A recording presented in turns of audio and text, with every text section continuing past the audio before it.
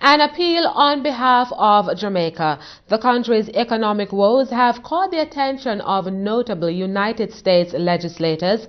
5 members of the U.S. Congress are expressing concern about Jamaica's financial arrangement with the International Monetary Fund, IMF, and the impact on its people. The 5 members include Congresswomen Maxine Walters, Yvette Clarke, Sheila Jackson Lee, and Congressmen Charles Rangel and Gregory Meeks.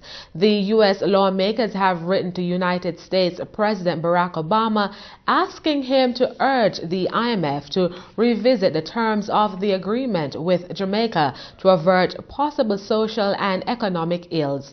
In a letter dated July 14, 2015, they argue that Jamaica's enormous debt burden of approximately 140% of GDP and the extreme fiscal austerity measures have proven counterproductive. The U.S. politicians say Jamaica's recovery is being impacted by low growth rates, rising unemployment, and a poverty rate that has doubled since 2007.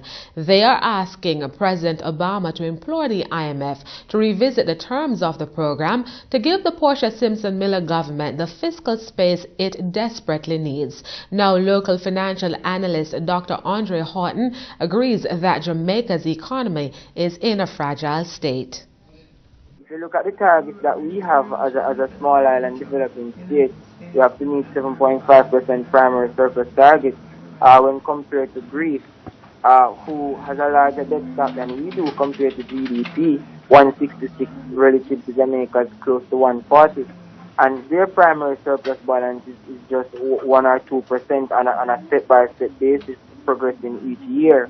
Now, when you look at it, our public sector workers have been on a wage freeze for roughly 10 years, and the rate of inflation per annum is roughly 10%. So, if you look at it, their real income has depleted by a whole lot, and the entire spending power of the nation is so weak that there is not enough to move around and for the money multiplier to really engineer economic growth.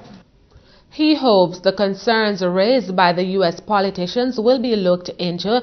Dr. Hutton says the ongoing austerity measures have negatively impacted key sectors.